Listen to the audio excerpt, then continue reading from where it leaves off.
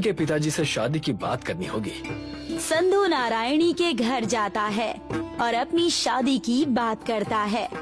पक्का मकान बनाने से अब नारायणी के पिताजी इन दोनों की शादी के लिए मान जाते हैं। अरे ये बारिश इतनी तेज कैसे होने लगी? संधू देखता है कि उसके गांव में तेज मूसलाधार बारिश होने लगती है और देखते ही देखते बारिश का पानी जमा होने लगता है। अब क्या करेंगे? कल शादी का दिन है और आज इतनी तेज बारिश से पूरे गांव में पानी भर गया है। पहले खुद की जान बचाने के बारे में सोचो। बाढ़ से घर डूबने लगे हैं। हम जिंदा रहेंगे तो कभी भी शादी कर सकते हैं।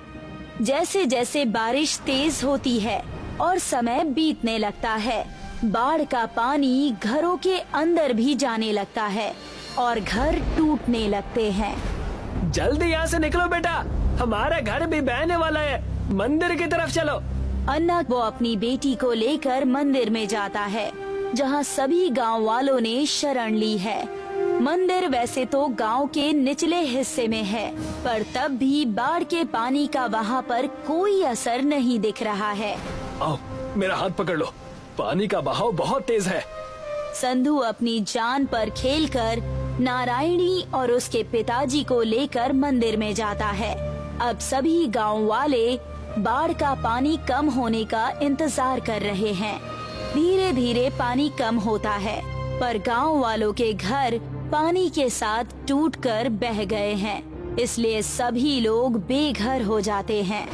मैंने बहुत मेहनत करके अपना खुद का पक्का घर बनाया था और आज वो घर मेरी ही आंखों के सामने बह गया और मैं कुछ नहीं कर पाया। हम सब लोगों के घर भी बाढ़ में बह गए जी। तुम अकेला ही बेघर नहीं हुआ जी। ऊपर वाले की कृपा है कि किसी को जान का नुकसान नहीं हुआ जी।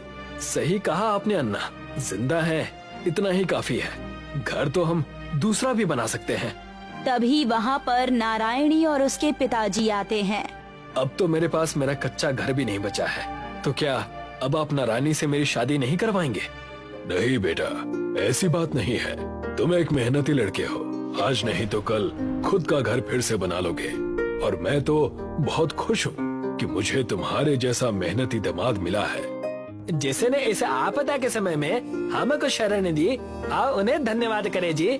सभी गांव वाले अब मंदिर के आंगन में इकट्ठा होते हैं और अयप्पा स्वामी की पूजा अर्चना करते हैं। हे स्वामी, आपने हम सभी को अपने घर में शरण दी, इसके लिए हम सभी गांव वाले आपके आभारी जी। पर हम कितने दिन और यहाँ रहेंगे? हे स्वामी, हम लोग फिर से मेहनत करके खुद का घर बना सकते हैं, पर बाढ़ से हमारे खेत भी बह गए हैं। अब आप ही हमें कोई रास्ता दिखाइए। तभी तेज हवाएं चलने लगती है और मंदिर के प्रांगण में लगा एक नारियल का पेड़ तेजी से हिलने लगता है। उसमें से एक बड़ा सा नारियल नीचे गिरता है और उसके 2 टुकड़े होते हैं। वो नारियल देखते ही देखते एक बड़े से गांव में बदल जाता है, जहां पर सभी लोगों के लिए एक एक घर और खेत भी बन जाते हैं। स्वामी की जय हो। मुझे पता था कि स्वामी आप हमारे सर पर छत जरूर देंगे। अब सभी लोग अपने लिए एक एक घर चुन लेते हैं और उसमें रहने लगते हैं। नारियल से बने इस गांव में चारों तरफ ऊंची ऊंची दीवारें बनी हैं, ताकि कभी भी अगर बाढ़ आए तो बाढ़ का पानी गांव में ना आ सके।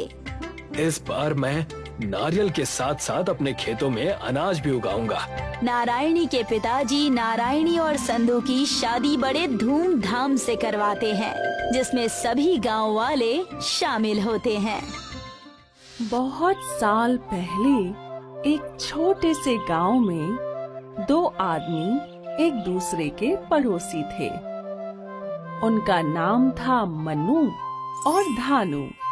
दोनों की ही छोटी छोटी झोपड़ियां थीं बीच के सामने, जिसमें दोनों अपनी बीवियों के साथ रहते थे।